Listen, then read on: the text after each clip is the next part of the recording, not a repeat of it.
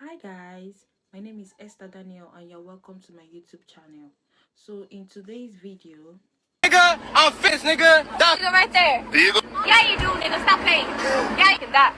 That nigga right there. Y'all can address that, then stop looking for black people to be out there for y'all. Y'all are not black. Latinos, specifically Mexicans, Cubans, y'all are not black. You don't have the right to say that word. You do not come from a lineage of bondage. You do not come from a place where you were sold. Okay, you are not black. No matter how much you try to be a thug, you are not black. No matter how many times you hang around black people, you are not black. And if you are not an African American, a descendant from slavery, that word should never come out of your mouth. This is why most black people are not out there, on top of them being tired because we said we told you so. This is one of the reasons why we don't feel aligned with y'all, because of things like this. And it's not just them, because they learned it from somewhere. And I don't want to hear the excuse is a product of their environment, because baby, I grew up around Latinos, okay? I grew up around them, and none of them would ever use the N-word in front of me. And yes, I grew up in Houston.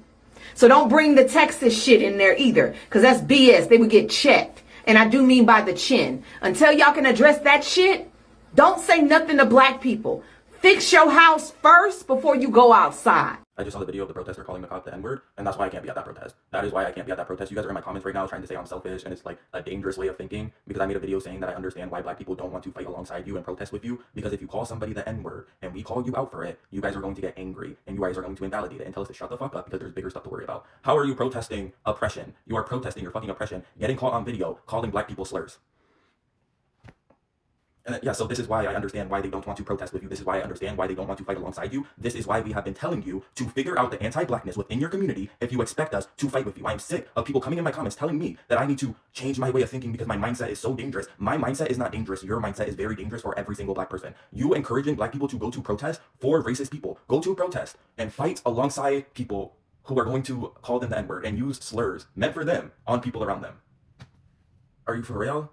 It's just like, what the fuck do you guys want? Literally, what the fuck do you want from us? It just doesn't make sense to me. Like, you're in my comments coming at me because I'm telling you the reason black people do not want to fight alongside you is because you will not fight against the anti-blackness in your community and you refuse to acknowledge it. You will continuously tell me that my way of thinking is harmful. My way of thinking is dangerous. Your anti-blackness is dangerous. Your racism is dangerous. The fact that they are at the protest calling cops the N-word is fucking dangerous. Why would I want to be a part of that? If I cannot go to a protest without being a part of anti-blackness and racism, I don't want to be a part of it. And I understand why other black people don't want to be there and don't want any person that shit. It's like, yes, we can be by your side. We can stand for the fight. But why would we fight alongside you in a dangerous atmosphere like a protest when you guys are literally at the protest calling people slurs? You still don't understand? You still don't understand why they don't want to fight by your side? So this video demonstrates why black folks need to stay their black ass out of this situation. So you said that you have spoken to the law enforcement officials that you work with in your district. Yes. On the ground. The LA County Sheriff's Department did describe the protest in Paramount last night as the situation escalated. The crowd of protesters became increasingly agitated, throwing objects and exhibiting violent behavior toward federal agents and deputy sheriffs. What is your message to people who are getting violent? It's don't get violent. Those are not the people that are coming out to protest immigration. What we've seen, so let me tell you. What are violent people doing? Okay, so last night when I talked to the sheriff, he had told me the situation in Paramount was under control, that the people that were peacefully protest have left. The situation was now across the street into the Compton area, and this was the unruly folks, that Saturday night crowd. The people that were there to actually protest immigration were gone. We agree that if you're being violent, you should be arrested. You should be prosecuted. There is no disagreement on that. I think that's a effort that we can all say. But this is not what's happening. We are having an administration that's targeting peaceful protests, people that are there to protest. The president is sending the National Guard because he doesn't like the scenes. He doesn't like the scenes of people peacefully protesting. And we know that California law enforcement, local law enforcement, they're there to protect the public. They're there to protect and have public safety. And that's what they're there to do. Now, when people turn on law enforcement is when you get that response. So there are 3 points. Number one, she gave and left the perception that the peaceful protesters had left But it wasn't until the people from, you guessed it, Compton came in that it got riotous and violent and looting happened. So, number one, she said that it wasn't until Compton, the folks from Compton came in. Number two, and I think this is critically important, Compton has not been a black community for a very long time. The Hispanic community represents about 71% of Compton. Number three, and this is why I don't mess with the Democratic Party, there's always a scapegoat. And what they have always attempted to do is to scapegoat black folks. And that is critically important. In conclusion, this is exactly why black folks need to stay out of this. Black folks need to stay at home and mind their black ass business. Who are working in my company. I'm a black man. I own a company. I hire a Latino. The Latino comes back and complain about the African Americans because the Latino thinks because I'm African, I don't have any relationship with the African American. The Latino comes to me and tell me that you are an immigrant. I'm an immigrant. That African American cannot work. I have Jose, I have Gonzalez, my brothers who know how to work very well. You need to fire the African Americans and I will bring a lot of hardworking Latinos who work for your company. This is my company as a black man. My company. I was a contractor at Quantico Marine Base in Virginia. A contractor for General Electrics.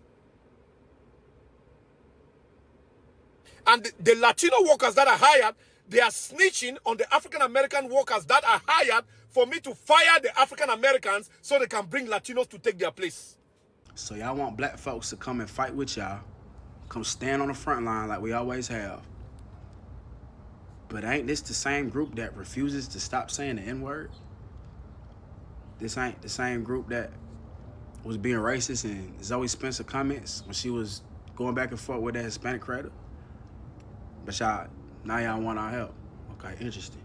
Those were my initial thoughts, right? It's their war, let them deal with it. But that's an emotional response.